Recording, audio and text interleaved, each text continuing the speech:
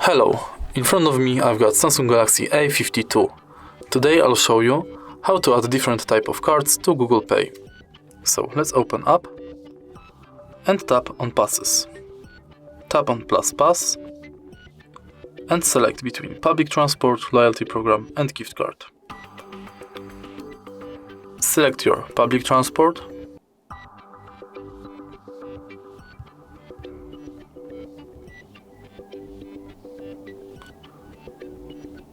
In here we've got to login, so maybe let's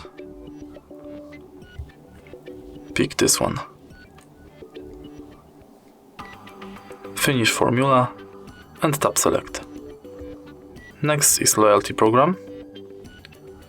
Select shop you want to add your loyalty card to, for example IKEA.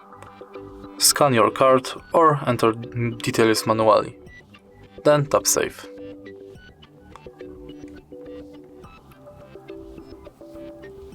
And the last one is gift card, similar to loyalty card.